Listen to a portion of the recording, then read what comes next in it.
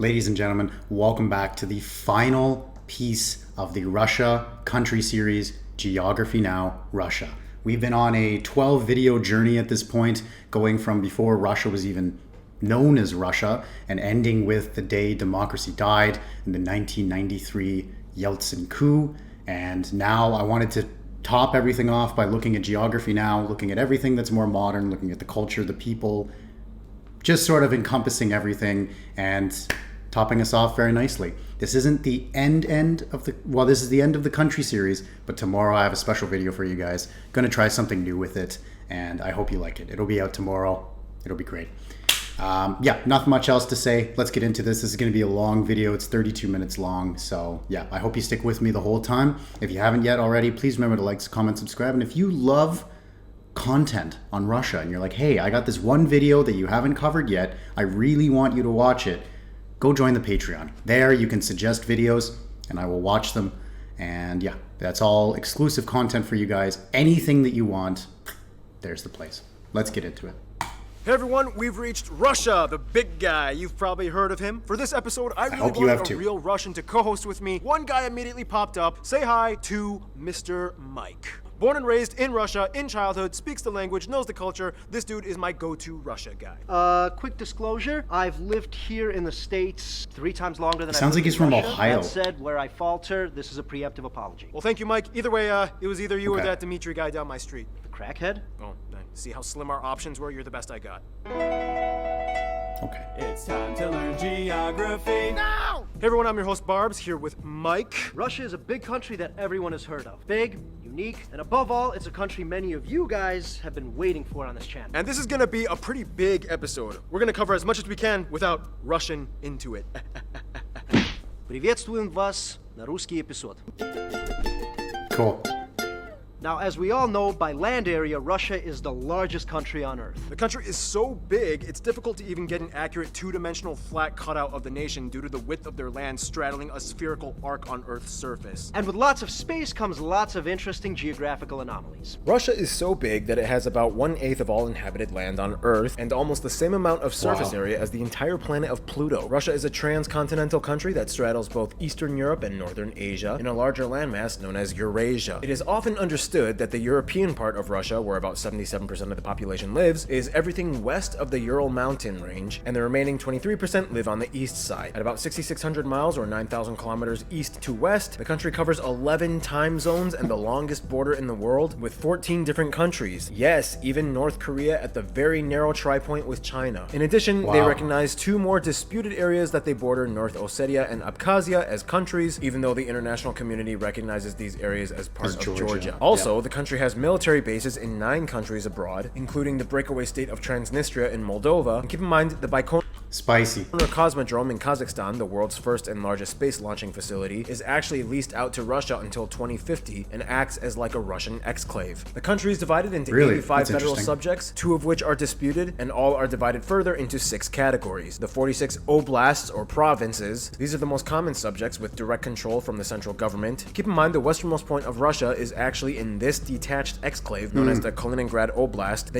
Let's talk a little bit about Kaliningrad. So Kaliningrad was originally known as Königsberg, which was a very, very important part of Germany. So this is where the first king of Prussia was actually ever crowned, was in Königsberg, and Königsberg was a much larger territory at this point. You can see Kaliningrad, it's this flat line here. Everything south had belonged to Prussia at that point, but then was given to Poland after the Second World War. And this part here, Memel, was taken by Lithuania. And so after World War II, Germany has, of course, obviously lost the war. And the question of Kaliningrad, Königsberg, was obviously up in the air. So what at that point was considered East Prussia, like I said, the south part here went to Poland, and some of the north, so Memel, went to Lithuania. And Stalin wanted to actually hold on to Kaliningrad because it's a strategically important part. Russia always wants those warm water ports, and Kaliningrad is actually one of those where during the winter the sea doesn't freeze. That's what it means by warm water. It's not like it's a beach there or tropical or anything. But what's interesting is that after the fall of the Soviet Union, it was offered to Lithuania again, who said no, right? And during this point, Germany is obviously pushing for reunification. Not pushing, they have successfully reunified East and West, and they didn't want to force the issue of trying to bring Kaliningrad, which at this point had been, so almost 60 years of being Russian. It was really not that German. So there you go.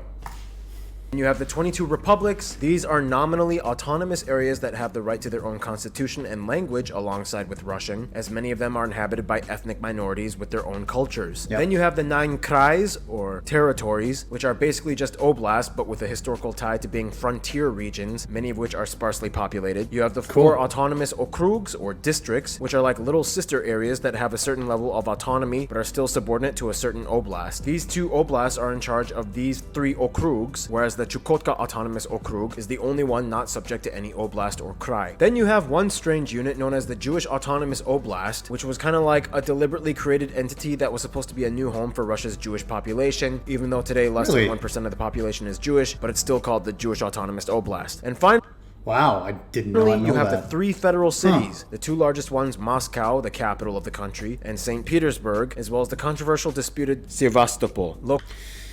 So let's get the elephant out of the room right here. Obviously, as I'm recording this, 23 October 2022, the war in Ukraine is still going on, and so as of today, the two regions that are Donbass and Donetsk, sorry, I'm probably screwing that up, have been annexed by Russia.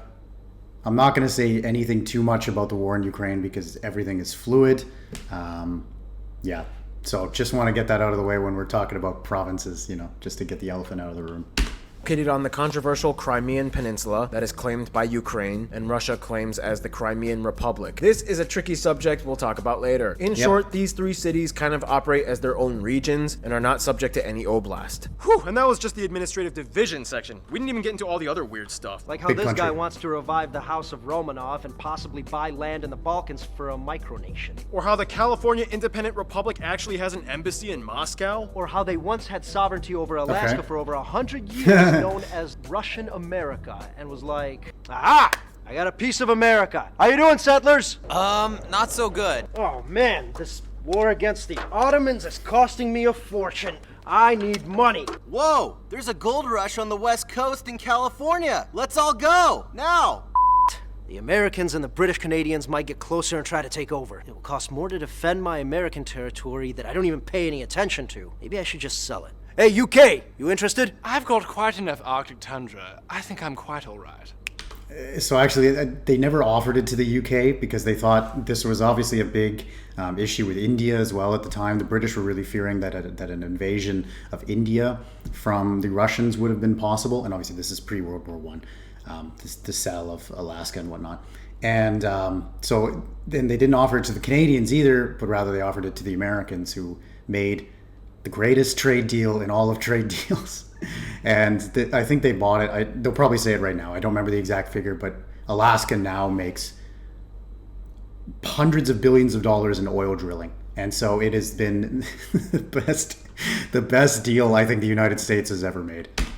Maybe the Louisiana Purchase, actually, but hey. USA? All that frozen, useless land, you better sell it to me for cheap. And that's how they sold it for only $7.2 million, which by today's inflation rates would be equivalent to about $130 million or about 2 cents per acre. For what it's worth, You though, heard that Russia right. kind of got its general land territory we know today from the conquests, mostly from Cossacks that ended in the late 17th century, led by this dude. What is a Cossack? Well, long story short, I've it's also kinda had like this question.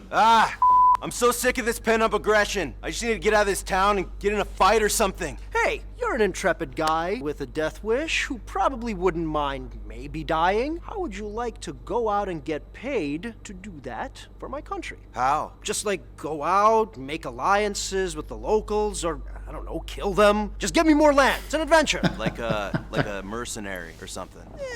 Let's not call it that, but something like that. And that's basically how Russia grew from this to this. In any case, vastly oversimplified, but yeah. So go check out the country series on that one for the videos I've done, and then look up the history of Russia and then how it actually expanded. And yeah, I won't talk on that one. There's a lot more to the Russian scene than just political divisions. The capital and largest city is Moscow, where nearly a tenth of the entire population lives. It is the largest European city, and as of 2020 is one of the top 20 largest cities by city proper on Earth, with over 13 million people. Here, of course, you can find the 3 biggest and busiest airports. Otherwise, St. Petersburg, the second largest city, has the 4th busiest airport. Just to skip away, St. Petersburg does hold the largest shipping port, the port of St. Petersburg, right on the coast of the Gulf of Finland. The country has thousands of islands and islets off its coast, mostly situated in the Arctic, but the largest one, Sakhalin, located in the Pacific. Going up, you see these 2 little guys here, the Diomede Islands. Yep, the big one on the left belongs to Russia, and the small one to the right belongs to the USA. And they sit right on the international date line, effectively meaning that even though they are only about 2 miles apart, Big Diomede Island is an entire day ahead of Little Diomede Island. Speaking of which, they have about 23,000 miles of coastline, 5th longest in the world, mostly in the Arctic, giving them the largest EEZ claim over the Arctic Sea. The country has a few territorial disputes. In Asia, you have the Kuril Islands in the east with Japan, where both claim ownership over these islands just off the coast of Hokkaido. In the Caspian Sea, Kazakhstan claims these 3 islands that are currently under Russian control. And finally, you have the most notable dispute that has made all the international headlines recently, Ukraine and the Crimean Peninsula. In the shortest way to summarize, in 2014, Russian troops took over and essentially the entire area was annexed by Russia following a controversial referendum, as most people there are Russian, and voted to secede themselves back to Russia. To this day, the international community does not recognize this referendum as legitimate, but the area is still de facto run by Russia. This means that even further than Crimea, the entire Sea of Azov is also disputed. Otherwise, if you look at the population density map of Russia, most people east of the Urals actually live close to the famed Trans-Siberian Railroad, the longest rail line in the world that traverses the entire country, effectively giving them access to other nations like Mongolia, China, and even further as North Korea. Travel gets even more complicated the further north or east you go. To this day, there are no main highways that reach the furthest eastern subject, the Chukotka Autonomous Okrug, and anyone wishing to go there must fly or probably take an uncharted boat from the other coastal areas along.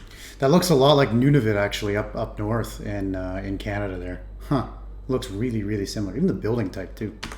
Along the Pacific. Whew, that was a lot of information. So let's just skip over to the list of notable places. Some of the top places you Tons. guys, the Russian geography suggested we mention in the video, include places like Dargov's City of the Dead, Lenin's Mausoleum, Ismailova Kremlin, the Moscow metro stations, Temple of All Religions, Tsar-Bell, the Dostoevsky Theater, the Vodka Museum in St. Petersburg, Hotel Ukraina, Bolshoi Zavadsky Island Maze, Freud's Dream Museum, Whalebone Alley, Cool. the Sovolki Monastery and Army Base in Gulag, Ulan-Ude Ethnographic Museum, the mummified remains of this guy, the most famous statue probably being the worker and kolkhoz woman. They've even have the tallest statue of a woman in the world. There are, of course, Cool. so many churches, mostly Orthodox. So many amusement and theme parks. And Mike, the most top famous places would probably be... The Red Square, St. Basil's Cathedral, Of course. the Winter Palace, and Peterhof. All right, well, that was a lot of heavy information. Russia is no joke when it comes to contrast. Much like the landscape, which brings us to...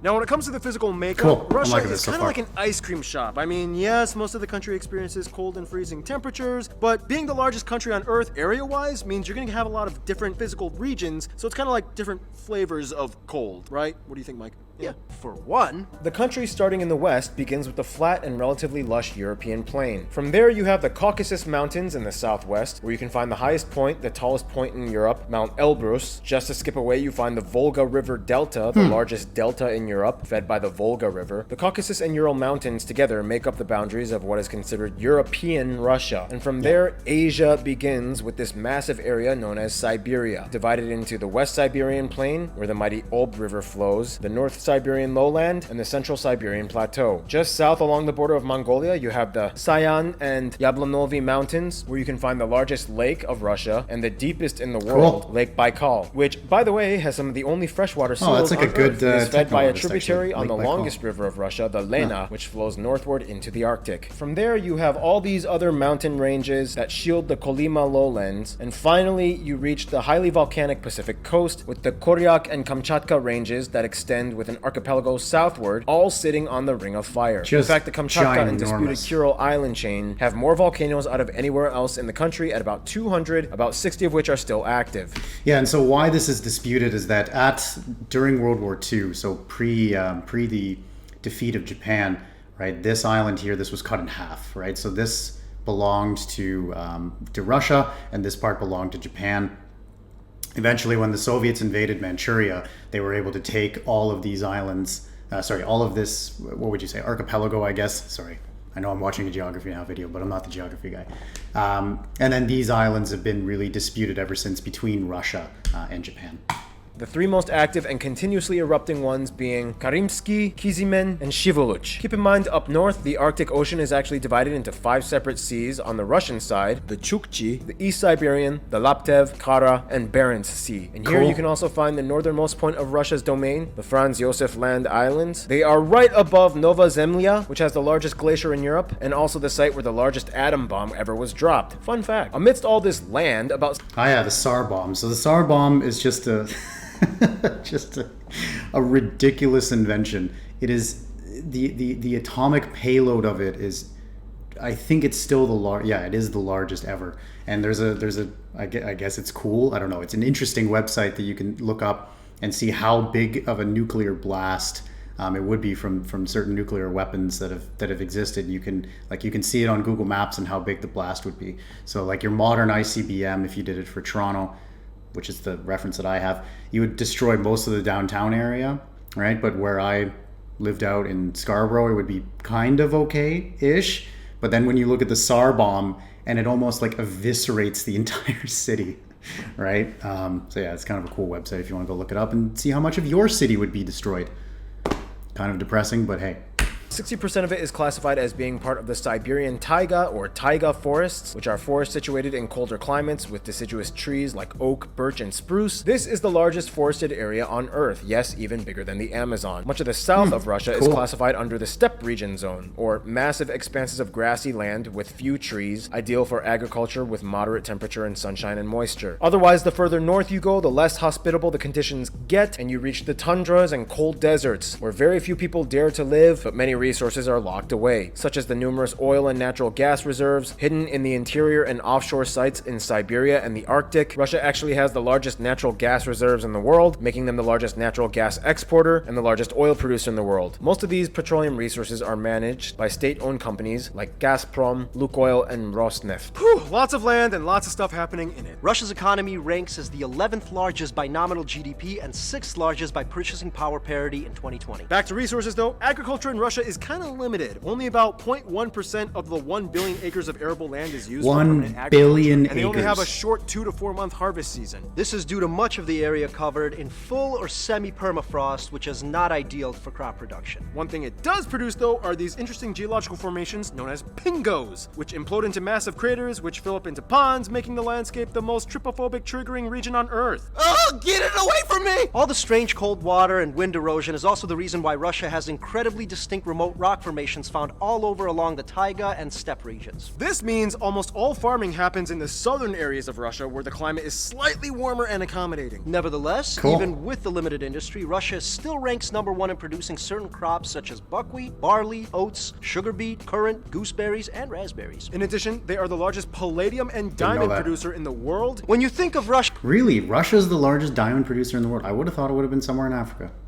Cool. Immediately, you think of coal. I mean, they do have the coldest inhabited town on Earth. But Russia actually has the largest temperature range on Earth recorded as well. The town of Verkhoyansk can go from 37 degrees in summer to -68 in winter, making a 105-degree difference. Technically, the fringes of the Caspian Sea in the south are also considered semi-arid desert zones, making them some of the warmest regions in all of Russia. And some of the surrounding landscapes you could swear were in northern Africa or the Middle East, with sand dunes and camels. And speaking of camels, animals. The country has over 260 mammal species and nearly 800 bird species. Animals you may have heard of, such as the Siberian tiger, Asiatic black bears, Eurasian lynx. In the tundra regions, you can also find polar bears, reindeer, walruses, narwhals, Arctic foxes. In the warmer areas, you have wolverines, as well as that strange saiga antelope with its weird elongated nose. I've never seen that animal in my Russia, life. not the national animal, the Eurasian brown bear. So yeah, Russia. It has deserts, and it can be over 100 100 degrees, imploding permafrost, and active volcanoes constantly erupting as we speak. And finally, to finish all of this segment off, food. Now, of course, due to the vast, wide domain and numerous ethnic groups found in Russia, the country has an enormous range of regional cuisines. One common theme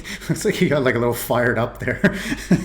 you'll notice is that Russians tend to pickle a lot of their vegetables since the harvest season is short and crops are not available in the colder months. Anyway, just add a dollop go. of sour cream to your soups, take a shot of vodka, and bam, you're in the Russian zone. Some of the more widely known and popular dishes you guys, the Russian geography suggested: stroganoff, blины, chicken Kiev, голубцы, lots of different types of rye bread, many Yes. types of pyrogi. They have their own way of doing ice cream and meringue desserts. Caviar is a big deal in Russia, especially from sturgeons. Many Cool. I soups didn't know were a that. big soup and salad culture. You have things like щи, борщ, солянка, уха, щавелевый. Salads include vinaigrette, оливье. And they celebrate it on New Year's and they eat it on New Year's. It's not a party unless that salad's involved. They also took it from the Belgians or something, right? No, there was a Belgian guy who worked in a Russian restaurant, and then one of his sous chefs ended up stealing the recipe. Stole from the Belgians New Year's, got it. Now, we could go on, but it would take forever because Russia has over 180 recognized ethnic groups, which each have their own distinct culture. Speaking of which, I think that's just about the right time to transition to... In regards to Russian people, Lots. Fyodor Dostoevsky once said, "It's frightening to see how free a Russian man's spirit is, how strong his will. Being a Russian carries a powerful meaning to the Russian people. It's a title of honor and pride many of them take." The country is made up of about 143 million people. It is the most populous nation in Europe, and as of 2020, the 9th largest country in population on Earth. About 80% of the country identifies as ethnically Russian, and the remaining 20% come from one of the 180 or so ethnic minorities found throughout the country, the largest one being the Tatars at about 3.7% and Ukrainians at about 1.4%. Yeah, the Tatars play a very, very, very important role throughout Russian history. Again, won't go into it. Go check out the videos there, but super, super cool. From there, you have everything else from the Bashkirs, Chuvash, Karelian, and so on. Keep in mind, many of these minority groups are East and Central Asian in their heritage, like the Yakut and Tuvan and Altai peoples, whom speak Turkic or Mongolic-based languages, and are not Caucasian like the majority of people that identify as Russian. They use Cool. the Russian ruble as their currency, they use the types C and F plug outlets, and they drive on the right side of the road. Russian, of course, is the national language. However, the republics are allowed to have their own co-official languages as well. Oh, and speaking of which, Russian cursive is like the most mind-blowing sight to see. Now, with Russia, you have a lot of backstory, but the best way to probably start off is by understanding the Slavs. In Europe, there are three main powerhouse ethno-linguistic groups: the Germanic, the Latin, and the Slavic. Slavs are the largest one, and Russians make up the highest population of Slavs. Their roots are documented from Roman times, and they have spread all throughout Eastern, Central, and Southern Europe. With the exception of a few outliers like Poland and Croatia, the majority of Slavs in the world have a background in Orthodox Christianity, which was kind of like a Isn't Croatia also Orthodox? Okay. further stemmed thing from the Byzantine Empire. If you don't know what any of that stuff is, basically in like the 4th century, Europe was like, Oh no, I'm dying! The Germanic people keep attacking. I'm losing money and nobody wants to claim Caesar as divine. Help me, my predominantly Hellenistic Greek-influenced subjects to the east. Good luck. I'm doing my own thing. I also made my own capital, and I'm ditching that this guy's arms are like polytheistic the size of stuff my head. Christianity. And then in the 11th century, it was like... So what's your problem? Why do you want to split up? well, besides the secondary dogmas we disagree on, we mostly don't like your practices. We don't think the Pope has any authority over the church. Yeah, but you Thanks, guys have laptop. patriarchs. Yeah, but that's not the same thing. Those are like regional managers. Also, you guys have way too many creepy statues. We believe priests should be allowed to marry, and we kind of like growing out our beards. Well, yeah, well, at least we play actual musical instruments during Mass. There's a lot more that goes into it, but getting into the theological Okay. discrepancies between the two would take forever to explain. In any case, less than half of the population of Russia actually adheres to the faith, and about 30% of the country identifies as either spiritual but not religious, or unaffiliated agnostic or atheist. So one thing I'm interested about actually, and that we didn't really get into during this country series, is what was the role of religion during the Soviet Union, right? So obviously there was more religious repression than there had been before in Russia. But I'm curious, when only 50% actually adhere to a religion, when I would imagine that before the Russian Revolution it would have been much more. What was the role that religion sort of played in the Soviet Union? I don't know. Let me know in the comments below. Aside from all that, it is important to note that not everybody in Russia is Slavic or Orthodox. I already made a video explaining about these, so we don't really have to talk too much about it, just watch the video. But basically, you have everything from the Turkic, Mongolic, Circassian, Uralic, and even Inuit peoples in the far northeast Arctic regions. They even have the westernmost Buddhist community on Earth in Kalmykia. Interesting, bet you didn't know that. Now, Cool. compared to I the did not rest know of that. Europe, Russia does have a high birth rate and immigration rate. Nonetheless, they also have a relatively high death rate, especially amongst men. In fact, today, women outnumber men in Russia at a 1 Wow. to 0.84 ratio. Interesting. There's a lot more women. In Russia, the competition amongst women is kind of visible. You explain. It's not uncommon to see women dressing up in full presentation mode with heels and nails done, even just to go to the store to pick up milk. To dive further into the social dynamic, you have to Okay. kind of understand Russia has gone through a Sure. lot of eras throughout its history. Basically, they've had kingdoms, invasions, expansions, wars, empires, unions, and the most notable era, the 20th century communist era. The word has an almost ubiquitous connotation with the country of Russia. This is why you hear a lot of those distinct Soviet communist era words and phraseologies used in media like proletariat, bourgeoisie, means of labor, comrade. They were the Okay, so like, I mean, those are all terms that came from Marx. Those aren't like specifically Russian terms, but okay, yeah, I get what you're saying. Bourgeoisie is obviously a French word, so okay.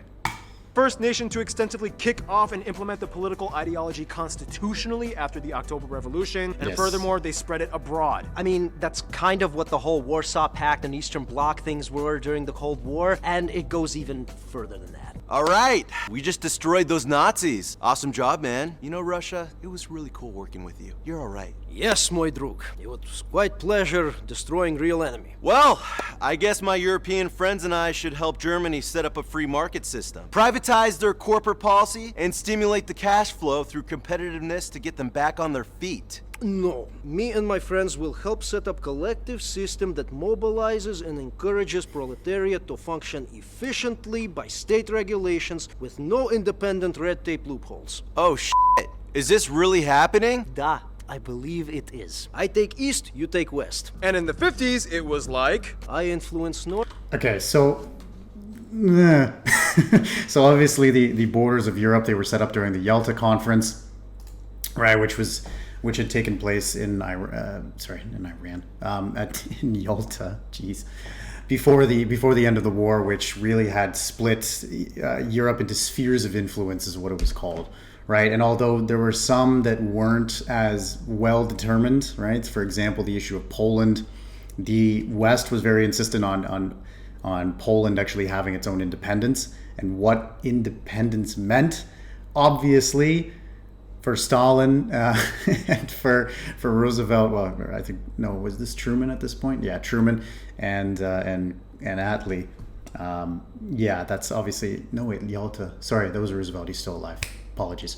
For Churchill and Attlee, that was obviously different than what Stalin had thought for what independence would be. So that's why in places like Poland, you see basically a communist coup, despite the fact that there was an election that they had lost, as well as in Hungary too. You also see basically the installation of a dictatorship, and in places like Romania, Bulgaria, right, Albania too. Yugoslavia was a little bit different because they had Tito, and Tito actually stood up to the Soviets and was sort of, he had actually founded the non-aligned pact, for lack of a better word.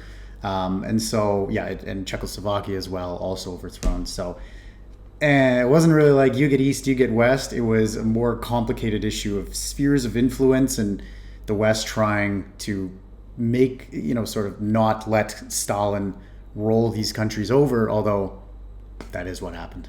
I take east, you take west. and in the 50s, it was like, I influence north, you influence south. and in the 70s, I support north. I support South. and so on. Which begs the question, the Cold what War. exactly is communism. Although there are many schools of thought and varying definitions, in the shortest way of summarizing, communism is a philosophical, political, social, and economic ideology and movement derived much from the writings of Karl Marx. The ideal ultimate goal is to establish a common ownership and means of production by the people and the state. Or in the simplest form, you don't technically own anything, everyone technically owns everything on paper. But the state gets first dibs and distributes what it deems as most efficient, technically, kind of, but not. It's weird. It's weird. This is like a 5-hour long video in and of itself, but one thing that's important to note is that Marx's ultimate idea of communism would be to have statelessness. There would be no state. So that's just one little thing I do want to say. Anywho, after the fall of the Soviet Union in '91, they changed their system of operation. Legislatively, on paper, Russia classifies itself as a federal dominant party, semi-presidential constitutional republic, with an emphasis on a heavily state-run economic model and Russian conservatism as a popular ideology. This party, United Russia, holds about 3/4 of the seats in the Federal Assembly. And it's semi-presidential because the president is head of state, whereas the prime minister is head of government. However, it's a lot more complex than that. Mike, what would you say? So, this is a country that is notoriously known for changing the rules as they play the game. I sort of see it as an oligarchy. Okay, so that being said, Yeah. let's highlight some of the notable cultural traits and accomplishments that Russians are known for. For one, Russians were pioneers in the space race and kicked off the age of space exploration. Here's my buddy Destin from Smarter Everyday talking about it. All right, Paul, if you're going to talk about Russia, you've got to talk about aerospace engineering because they are impressive. It all started back in the day when a Russian visionary named Tsiolkovsky came up with this momentum balance for rockets, which came to be known as the rocket equation. Back in the early days of spaceflight, the Soviet Union kicked off the space race by launching Sputnik, the first satellite in space. Moved forward through the space race, Yuri Gagarin, the first human in space. That was a really big deal. Fast forward to today, and you realize that Russia and the United States are not just collaborating, there's a full-on partnership between the two nations. No matter what political situation's going on the ground, these engineers, NASA and the Russian aerospace industry, they've been working together to make human space exploration possible. The International Space Station, one of the most amazing things ever made by humans, has been a platform for persistent human presence in space since the late 1990s. I love this thing. Also, the Russian Soyuz spacecraft developed in the early 70s has proven itself to be the workhorse of human spaceflight. This stuff is awesome. Thanks for letting me say that. If you're doing a video about Russia, you have to talk about rockets because Russians are good at rockets. Why don't you have a segment for each country about the rockets that are like I know how you edit. You're going to cut me off now. You could have a And aside from the space race, there are many discoveries and inventions attributed to Russian innovators. Here's just a few of them that we will put on a full This was cool. Ice-breaking ships. Cool. screen montage. AK-47s. They even invented the game Tetris. In fact, their theme song is a Russian folk song called Korobeiniki. Ой, полным-полна моя коробушка есть и ситцы и парча. This dude Mendeleev also created the earliest form of the periodic table, and some elements are actually named after Russians and Russian places, including the guy himself. They're also the pioneers of stem cell research and numerous surgical procedures like heart and lung transplants. Even amongst the diverse republic areas, there are some universal Russian customs and traits that transcend regional boundaries. All Russians take holidays and festivals very seriously and enjoy their times of celebration. Christmas was effectively brought up to New Year's, and instead of Santa Claus, they have Ded Moroz, basically translates to Grandfather Frost. Later iterations give him a little sidekick, Snegurочка. Otherwise, all over you have other festivals celebrated like these. Women's Day is a huge one. It's a common misconception that Russians are genetically acclimated to the cold. Explain. We just handle the cold better because we bundle up better. But you guys do. There's no such thing as a bad day, just bad clothing, right? No such thing as bad weather, sorry, just bad clothing. Have that like banya sauna culture, and you guys jump into the ice water. I a love lot, that right? stuff. Oh yeah. In addition, Russians are known for excelling in a range of sports, most notably ice hockey, wrestling, figure skating, and gymnastics. They have consistently ranked high in the Olympics and ranked the #1 medal winners twice for the winter seasons of 1994 and 2014, where they hosted in Sochi. Which has a stream of following controversies. Chess is a huge part of their culture. The game of cold logic rewards cunning and has always spoken to the Russians. Some of the top chess players in the world have come from Russia. The 1830s romantic. And obviously Garry Kasparov too, famously, arguably one of the greatest chess players of all time, is also a Russian, on top of Botnik there, and I didn't see the other one. But Magnus Carlsen, not gonna lie, he's the GOAT. Just my opinion. This era was sort of seen as like the golden age of Russian writing. Some of the top notable authors like Dostoevsky, Tolstoy, Chekhov, given the honor and prestige of Russian literature. Russians have an incredibly long Rolodex of folk music that dates back centuries, And many native instruments are still used to this day, like the bayan accordion, the sviral flute, strings like the domra, guzli, and the most famous of all of them, the triangle-shaped balalaika. every region has their own style of dance. But the most internationally well-known styles probably being the troika and prisyatka. Russians know how to put on a show. The world-renowned Russian ballet has been operating since the late 17th century, and everyone knows that Russians are some of the best circus performers in the world, excelling in acts like juggling, acrobatics, contortion. Russia has many Cool. artists Okay. spanning across a wide spectrum of genres, movements, and styles. Russia also has a history of animation. It wasn't until 1935 that Soyuz Multfilm, Russia's largest animation studio, was started. We all grew up on this. Ну погоди, спокойной ночи, малыши, Чебурашка, Ёжик в тумане. Otherwise, what are some last-minute things you would like to Okay. tell us about what it means to be Russian, Mike? Without trying to be dismissive, Russians kind of like to fetishize their own suffering. It's like Russians don't live, they survive, for other things. It's considered weird to smile at people you don't know. Why is that? We don't trust you. Never give a knife as a gift. It's seen as a severing of ties. Russians are a very hospitable folk. Many will invite you into their home. So a lot of what he's fetishizing suffering. You know what? Make of that what you will. If you've watched the Country series, make of that what you will.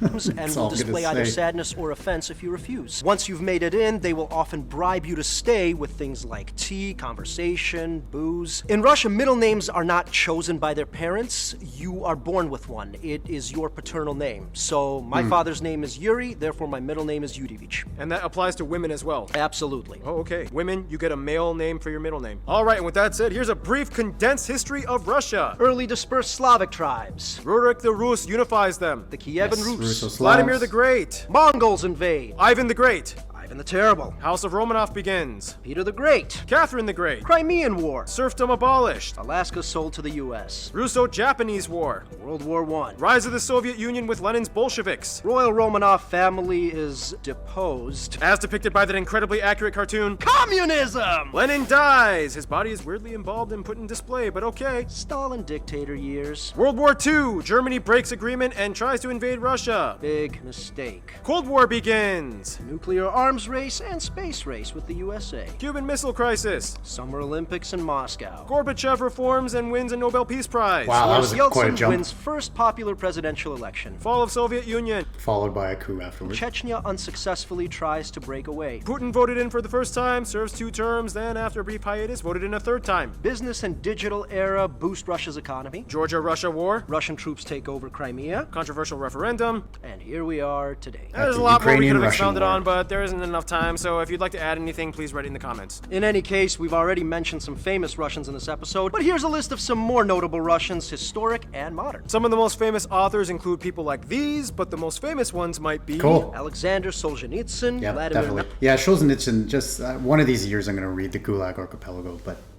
from everything I've heard about it, great book. Nabokov, Nikolai Gogol, A lot of famous actors and directors, but some of the top ones being people like Klara Rumyanova, Anatoly Papanov, Vladimir Vysotsky, Andrei Mironov, Anton Yelchin, Alla Yeah. Pugacheva, Valery Syutkin, Boris Grebenshchikov, statesmen and war heroes like Alexander Nevsky, Georgy Zhukov, Mikhail Kutuzov, Valentina Tereshkova, Vasily Zaitsev, Alexander Pakryshkin, tons of athletes like these. Yashin, Ovechkin. Olga Korbut, Irina Rodnina. And there's a lot more. Please add them in the comments if we missed any. Yeah, those are just mine. Lots of As really you can famous see, figures. Russia is not just a country, but almost like its own world in itself. And speaking of the world, that brings us to...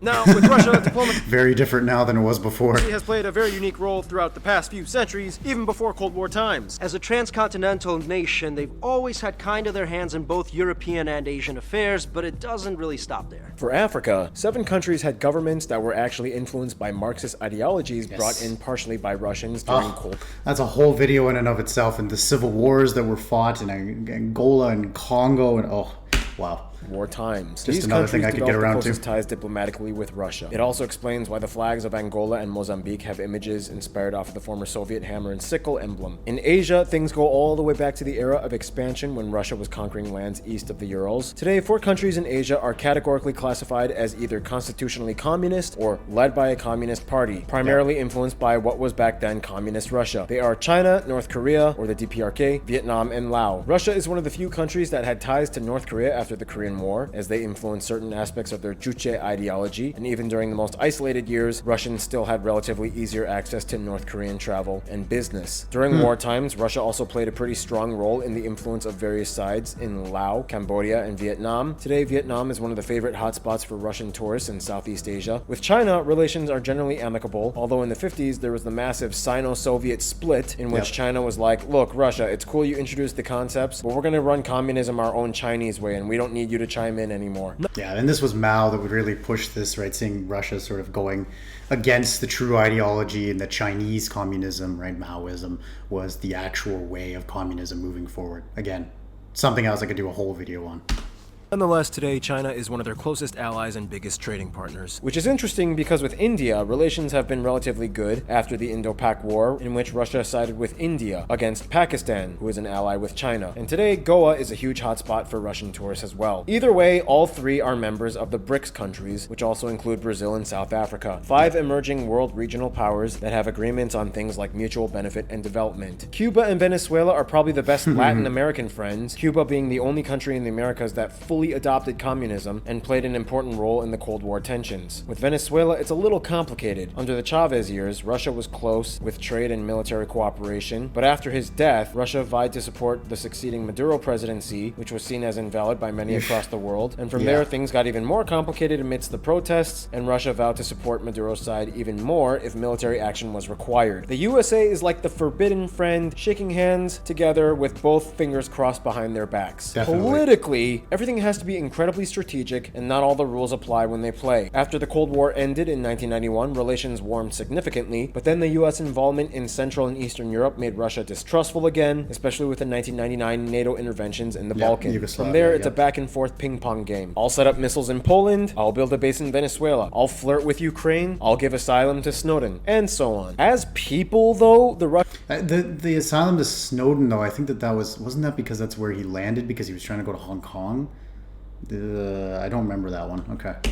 Russians and Americans actually get along pretty well. The USA has the 4th largest population of Russians in diaspora. True. And many famous Americans have Russian ancestry. Lots of Russians in When Canada, Americans meet a Russian, they might curiously ask questions about what being Russian is like, but at the end of the day, they enjoy the same drunken shenanigans. Ukraine is kind of like the best frenemy with Russia. They have the largest population of Russians outside of Russia at over 8 million, and it is incredibly complicated. Putting all the controversial areas aside like Crimea and Donetsk, Ukrainians and Russians Donetsk and Donbass. There you go. That was the 2 that I forgot. May not always get along on paper, but they have an incredibly long history and they understand each other very well. It's even more interesting when a Ukrainian and Russian marry each other. When it comes to their best friends, however, most of you guys, the Russian geographers, mention 3 countries: Belarus, Kazakhstan, and Serbia. Serbia, in essence, is kind of seen as like Russia Jr. with a little Balkan spice. Both were once communist powers in their own right, both follow the Eastern Orthodox branch of Christianity, both write in the Cyrillic alphabet with few differences, both are opposed to the whole Kosovo thing, and Russians are welcome with open arms in Serbia. Serbians even sometimes say they are one of the 300 million, referencing the entire Russian global population domestically and abroad. Kazakhstan and Belarus have always had close ties, and the Russian language is even co-official in their countries, and both were former USSR states.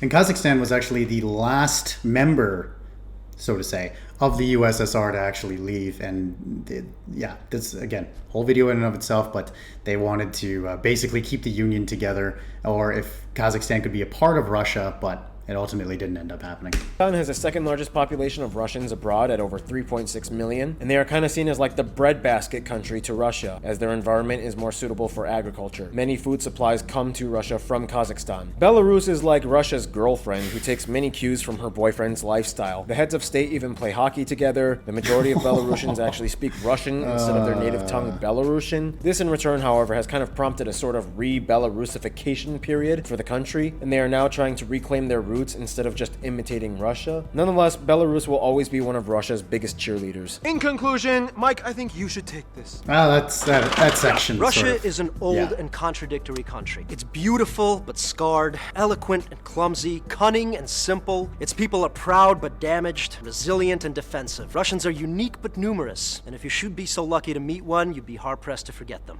Stay tuned! Rwanda is coming up next. Hey guys, Art here with me. Cool. All right. There you go. That was a super long video. Thank you very much if you made it all this way. And that's it for the country series. We're done. That's Russia. So I've already put a poll up on YouTube. Please go vote in it. There's 5 new countries that are going to be coming up. Tomorrow I'm going to do a bit of a new kind of video for you. We'll see if it's either out tomorrow. I'm either going to do it in one take or I'm going to edit it. If I do it in one take, it'll be out tomorrow. If I have to edit it, it'll be a little bit longer, but we'll see.